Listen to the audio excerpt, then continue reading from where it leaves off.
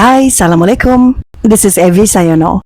Today on Wednesday, December 31st, 2025 at 4:30 p.m. in the afternoon, I will continue my reading of a book entitled Models of Teaching, 9th edition. This book is written by Bruce Joyce, Marcia Whale, and Emily Calhoun, published by Pearson Education, 2015.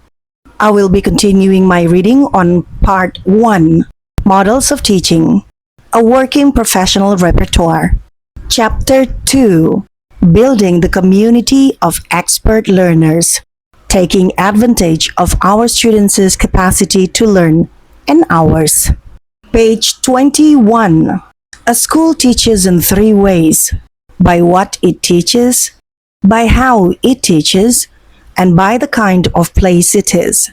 Lawrence Downey, 1967. In a perfect world, we would come to adulthood knowing we had full-blown wisdom about how to raise children and how to teach them from infancy to adulthood.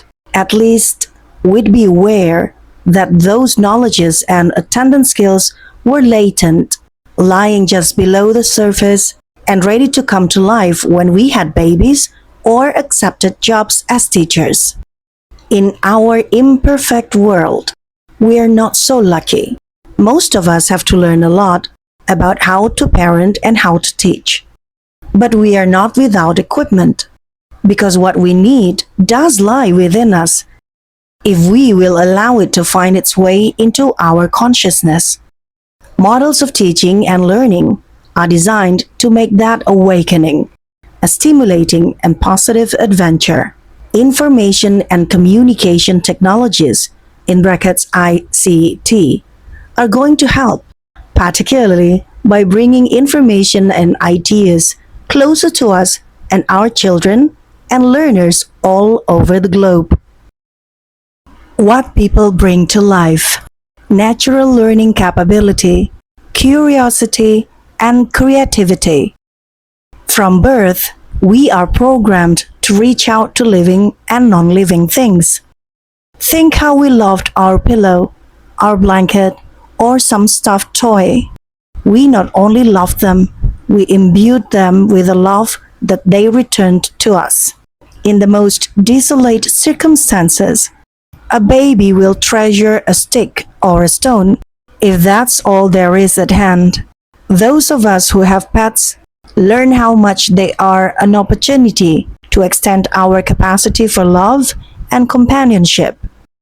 The other day, Bruce interrupted a telephone conversation to say something to our cat. The woman on the other end said, "Don't worry, I talk to my dog all the time." Knowing how to love and care for things beyond ourselves is a great tool with which to begin our lives.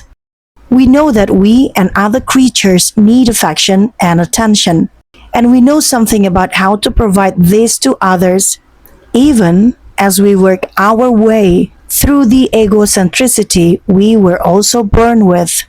But we were not born with meanness or cruelty. Those have to be learned in a perverse environment. People are also natural scientists. We investigate routinely at birth, looking at and touching things and manipulating them to see what happens. We just can't help it, for we want to know how our world works. We are a handful at that point, and those who care for us have to scoop us up at times, just before we are about to connect ourselves to the electrical system or the oven. But we continue studying our world, crawling around and poking things to find out what happens. Children don't just collect information, they also organize it. We're inborn scholars in the sense that we naturally build concepts and generalizations. We are born with an innate ability to discriminate things and organize all sorts of stuff into categories. As infants, we sorted things as hard or soft, comfortable or uncomfortable, rough or smooth, noisy or quiet. We learned to tell mom from dad, the cat from either, the cat from Furry Toys. We learned words. There's a big one. As we listened to the world around us, we sorted words, rapidly gaining control and making choices as we shouted "da" to access "dad," "ba" for our bottle, and "ju" for our juice. We want to learn language, to listen and speak fluently. Deaf children are exultant when they discover that sign language exists. And there is no more thrilling moment to watch than when an improvement in hearing aids lets the world of sound into their minds and hearts. Early language acquisition is easy because we're natural linguists. Once we have about 50 words, we begin to make sentences. At first, just 2 or 3 words long. As our minds seek to make sense of our world, we figure out which words are used for what. Wherever we find ourselves, we listen and learn to speak. In Greece, we learn Greek. In Thailand, we learn Thai. In Argentina, we learn Spanish. In Switzerland, we may learn French, German, and Italian all at once. By the time we are 4 or so, we know the structure of our language and can understand and speak several thousand words. A basic storehouse that we will hear and process all our lives. Scholars who study language development are continually amazed as they study young children's language development.